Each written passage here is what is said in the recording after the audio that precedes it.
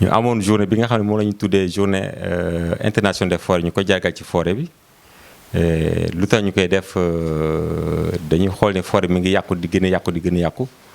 te nit dugg na ci loxoom ci yàqu-yàqu boobu léegi naka la ñu nar a def pour ñu mun saafara loolu. moo tax bu journée boobu jotee ma ko def autorité ñu fi nekk commencé leen remercier bu baax d'abord parce que vraiment ñoom facilité accès bi parce que ma jotee préfet Dagana. Ensuite mu orienté ma ci IEF bi inspecteur de l'éducation et de la formation inspecteur Amadou Sy ma ko jotee tamit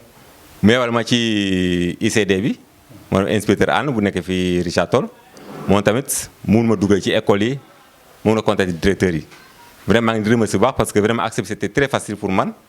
amu ci benn gàllankoor amu ci benn rëkk-rëkk bi nga xam ne war dem ci école gis naa ko moo tax bu ñu demee tey ci école yi commencé ci école Thiaba vraiment da yàgg directeur Tidiane Ba du ñu jël école benn classe bu CM2 rencontré élèves yi ak seen école yi ak seen enseignants yi fa nekkoon ñu projeté film bi mais élèves yi vraiment gis nañ que vraiment kontaan nañu parce que ñu bëri yéen dañuy yéemu sax ci benn yàq-yàq bu nekkoon ci biir film bi te ñoom bu ñu jëlee intervention ñu ngi woote ñëpp pour ñu mun ci taxaw donc bu jëlee élèves yi nekk CM2 jël initiative boobu woote ñëpp pour ñu mun taxaw. maa ngi koy remercier di leen di sargal bu baax a baax a baax bu demee ci école campement 1 tamit gis nañ ci directeur Yad moom tamit fekk nañ fi enseignant équipe pédagogique bu baax bu taxaw ak ñaari élèves classe CM2 la ñu fusionné film bi bu ñu tegee film bi ñoom tamit dañ ci seen intervention vraiment wane na que vraiment comprendre nañ parce que am na beneen enseignant boo xam ne moo yëpp parce que ñun qu'on n'est pas pédagogique. ñoom peut-être des pédagogues ñoo xam nañu exactement nu ñu nar a aborder élèves yi parce que ñu mujjee seen kaddu waxtaan ak élèves yi étaient très à l'aise ñuy répondre question ñu xam ne vraiment film tamit ñor na leen mais ñoom ci école boo dem da ngay gis ñu def benn verger bu ndaw bi nga xam ne ñu ngi gëstu ci environnement bi mais ñun tam service technique yi dañu leen a accompagner ci loolu ngi leen taxaw lii bu mu nekk li nga xam ne ay at lay am mais à chaque fois ñu mun ko continuer. bu ñu paree ci école élémentaire yi ñu dem ci lycée bi tamit rencontré élèves yi foofu tamit proviseur Fall daf ñu tere bu baax a baax bu lañ ci benn enseignant bu tuddee monsieur Guèye benn professeur SBT jox ñu ci élèves yi nekk seconde S ñoom tamit bu ñu paree kontaan nañu seen taxawaay wax nañu ko te gis nañ ñoom tamit ñu ngi góorgóorlu ñuy ñaax ñu bu ñu accompagner bu baax a baax te nee encore eaux et forêts mi ngi fi nekkuñu fii pour leneen pour répression. mais suñu liggéey mooy ñii comprendre lan mooy suñu taxaw fii lan mooy forêt bi d'abord parce que répression suñu dernier recours lañu koy def bu ñu ko dañu ko def ñàkk pexe la moo tax ñu koy def mais bu ñu sañoon tey ku nekk nga xam keneen bu jëfandikoo ci forêt mais boo ko jëfandikoo nga xam ne ñu koy jëfandikoo pour li ngay jëfandikoo noonu mun a law sa doom ñi fi nekk tamit mun ko jëfandikoo loolu mooy suñu intention mais du question def leneen lu bon mais uniquement pour ñëpp képp ku taxaw mu dugal loxoom ci defar forêt bi comme ça ku nekk mu ngi ci am bénéfice. lu ñu gis tey si moo di xale yi ils ont aimé les équipes pédagogiques aussi bëgg nañu ko donc léegi nag li may ñaan en tant qu'autorité et au nom de mon patron de l'IEF au nom de mon chef l'IEF dama bëgg à partir d'aujourd'hui nous nouer un partenariat parce que les enfants duñu war a maîtriser toutes les techniques de reboisement depuis le compostage depuis les treuillaisons depuis les plantations les transplantations yooyu yëpp xale yi du ko war a maîtriser je pense que bu ñu créer des jardins un microclimat au niveau de toutes les écoles je pense que xale yi non seulement daan ci am des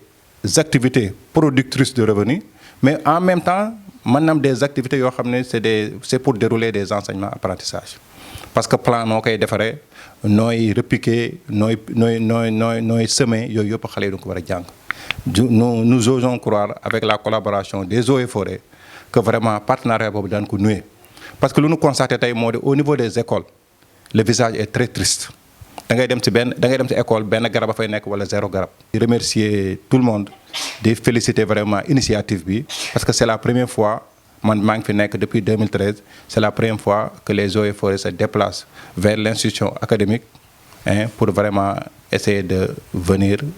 faire des pas généralement ça se faisait de façon isolée mais tey capitaine Sarr dafa remonter hiérarchie bopp.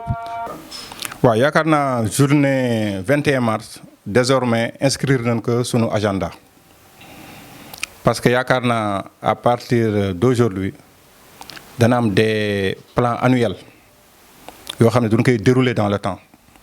des modules yoo xam ne eaux et forêt ak écoles yi ñoo koy dérouler ndoo ensemble pour que à chaque fois daanu xam ne eaux et forêt mi ngi intervenir au niveau des écoles. mais léegi man en tant que chef de district li ma proposé li ma bëgg moo di désormais chaque 21 mars ñu sentir au niveau de toutes les écoles que c'est la journée des forêts. La journée des forêts à chaque fois aussi ku ñëw ci école bi xam ne y a une implantation des eaux et forêts. Eaux et forêts am na fii ay jéego yoo xam ne def na ko ci école bu na école yi. donc tey yaakaar naa bu ñu ñëwee tey am lii ñu noo ciy sant ñu noo ciy jàpp parce que xale yi daanoo tax parce que aussi ñëpp mënuñu xale yëpp mënuñu réussir ndoo ci école. am na ñoo xam ne ultérieurement xëy na concours bi sax intéressé na leen fii lu ñuy commencé bëgg les forêts ba nga xam ne tey daanu mën a commencé di préparer seen concours par rapport à ça. parce que loolu moo tax visiter wuñu rek élémentaire duñu dem visiter lycée xëy na ñoom boo leen gisee tey ak seen tenue gis leen ak seen ay beere xale bi dana commencé am goût foofu nga ñëw di ñuy wane nu ñu bëggee garab yi aussi xale bi dana am goût foofu en même temps ñoom dañuy modéliser leur pratique à travers les enfants. voilà asalaamaaleykum mbokk yi ñu ngi leen di nuyu di wax ak yéen fii ci école Thiabax nekk ci commune Richard Toll Amadou Tidiane Ba directeur école bu Thiabax ñu am mbégte lool tey jii accueillir fii le capitaine Cheikh Tidiane Sarr jiite service des eaux et forêts bu département de Dagana accompagné du sergent Cissé. ñu ñëw fi vraiment dans le cadre de la journée internationale de la forêt bi ñu doon jëmmal démb ci altine ji donc tey jii ñu ñëw am programme fii ci école Thiabax ñëw fi doon waxtaan ak benn classe su CM2 fii ci école bi ci programme bi nag li ñu fi indi pour wax fi déjà dafa nekk ci programme mu CM2 bi ñu ñëw ci wàllu sensibilisation ci wàllu environnement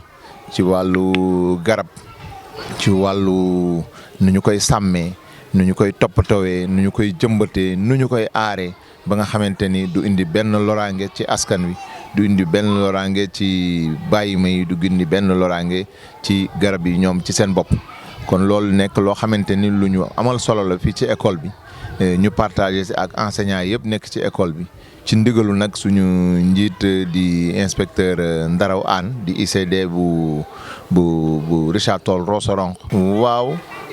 eaux et forêts moom dafay joxe impulsion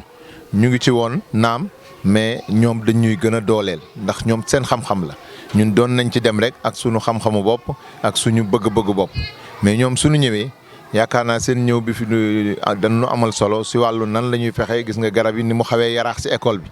amu fi. ci dëkk bi la même chose kon xale yi danañ gën a mën a jëmbat ci école bi ci seen ndimbal ak seen accompagnement mais itam danañ ci mën a liñ ci yaakaar ci ñoom mooy ñu jëlee ko école bi jugal ko ci biir dëkk bi ci seen i parents ci seen i dëkkandoo ba lii ñu fa jëlee fii mu am njëriñ ci biir école bi waaye ci biir dëkk bi nga xamante ni moo wër école bi. waaw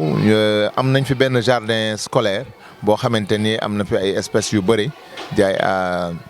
plante yoo xamante ni aromatique am ay plante yoo xamante ni pour ay légumes la des arbres fruitiers ñoom nag ñu ñaan leen ñu gën ñu accompagner ci wàllu conseil si wàllu ay pratiques yoo xamante ni comme compostage comme nu ñuy jëmbatee garab nu ñu koy entretenir te am nañ ci yaakaar loolu ci ñoom capitaine Sarr promettre nañ ñu daan ñu accompagner ci loolu pour que jardin bi gën mën a dox ndax jardin scolaire xale ba moo nekk ci digg ba.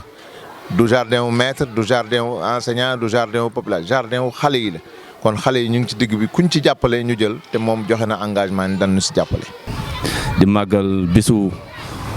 àdduna bi yëpp ñoo koy màggal si mbirum forêt tey ñu tànnoon école campement 1 ñëw tey ji gane sunu wax dëgg yàlla ñu ngi kontaan lool si ñëw bi nga ñëw suñu école tànn ñëw encore defal xale yi ay njàngat wan leen ay film si jëm si mbirum garab yeeg gàncax geeg yëpp ñu weccen si ay xalaat di wane ne tey xale yi jël ay njàngat yu bees yi nga xam indi ngeen leen tey amul seen fay di leen di ñaanal di leen gërëm di leen sant baax a baax a baax. waaw sensibilisation bi yaakaar naa am benn impact parce que tamit ñoom ji fekkoon nañu sax ñu nekk si ñun parce que école bi ñu ngi si sampoon ay garab di ko arrosé di leen wax lan mooy njëriñu garab kon dafa mel ne tey dina gën feddali li ñu doon def incha allah sens dina gën am impact dina gën àgg si dëkk ba rawatina bu waa dëkk bi gisee oto waa Eaux et Forêts yi dugg fi incha allah daanu gën jàpp garab daanu gën topp garab incha allah am naa si yaakaar baax a baax. waaw di leen remercier capitaine Sarr ak sergent chef Cissé di remercier encore équipe pédagogique nekk yëpp di leen sant di leen gën a wax dëgg yàlla tey suñu xool seet na kontaan nañu baax a baax. Cette vidéo-là nous révèle ce qu'on sait déjà, c'est l'importance de la forêt, précisément des plantes qui jouent un rôle d'épurateur de notre atmosphère. On sait que les plantes se comportent comme des nettoyeurs de l'atmosphère en récupérant les déchets rejetés par les animaux. À chaque fois qu'il y a respiration, les animaux rejettent du CO2. Alors imaginons que s'il n'y a pas de plantes dans la vie, l'atmosphère qu'on va respirer serait chargée en CO2, ce qui allait rendre la vie impossible. Uniquement dans ce sens-là, ça va nous pousser à non seulement protéger les plantes qui sont là,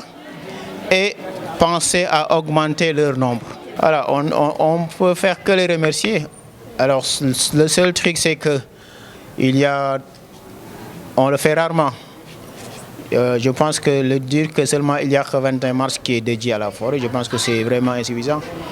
On devrait chaque mois faire des sensibilisations parce que la situation elle est alarmante. Donc on ne peut que les remercier et demander d'augmenter les séances de sensibilisation. Parce que comme je l'ai dit, face aux défis quotidiens, on oublie. Et on a besoin de temps en temps de nous rappeler. Donc ils sont là pour nous aider non seulement à reboiser, mais aussi pour nous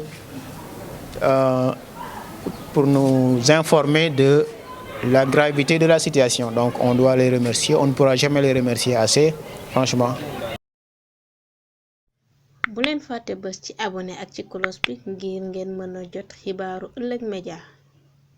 Audio Jungle.